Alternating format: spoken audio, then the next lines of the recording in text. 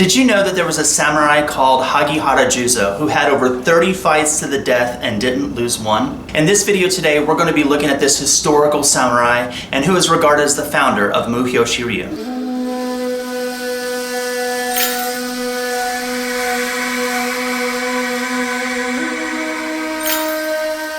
Now this information comes from the Muhyoshi Ryu, which is a project that Anthony Cummins and I are working on together with Hagihara-san in Japan to bring this tradition back alive. Now Hagihara-san is a direct bloodline descendant of Hagihara Juzo, and he has many scrolls, densho, and family relics that gives us great insight to this historical samurai, Hagihara Juzo. Now Hagihara Juzo was born in approximately 1630 and was a samurai of Kanazawa. He studied many different martial arts, one of which is called Shinjin Ryu, and created his own school called Muhyoshi Ryu, which is the school of no observable rhythm. Now in the Bishimonten scroll, which is a topic that I've already made a video on, but on that particular scroll it talks about an altercation that happens between two different families. And this altercation became very heated and then turned into an actual family feud. Now the scroll gives great information, but to make a long story short, these two families have it out for each other, and Hagihara Juzo took it upon himself to put it into it. Now during this time frame, Hagihara Juzo had over 30 fights to the death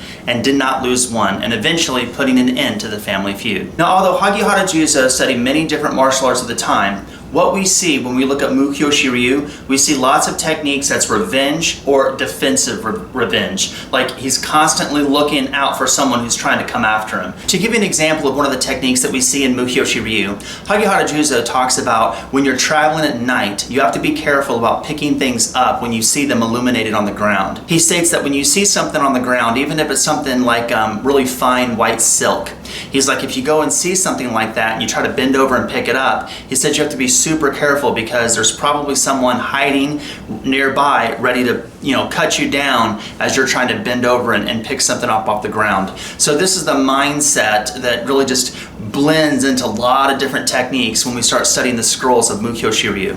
So when we're studying the scrolls of Muhyoshi Ryu, we see a variety of different techniques that utilize various weapons, various concealed weapons, various ninki, which are shinobi tools, as well as the use of shinobi no jutsu or ninjutsu. You see a lot of that within the scrolls as well. But this constant mentality of looking over your shoulder, thinking someone's following you, always looking in the shadows, that's a constant reminder as you're looking at these scrolls. Like another example would be when you're walking through areas, and specifically areas you might not know well, he says you want to carry a bunch of rocks with you. So when you're walking around and you think someone's in the bush or you think someone's there, you throw a rock over that direction to make sure that there's nobody there, right? So it's that constant feel of he's really trying to record this mentality of someone's coming after you, and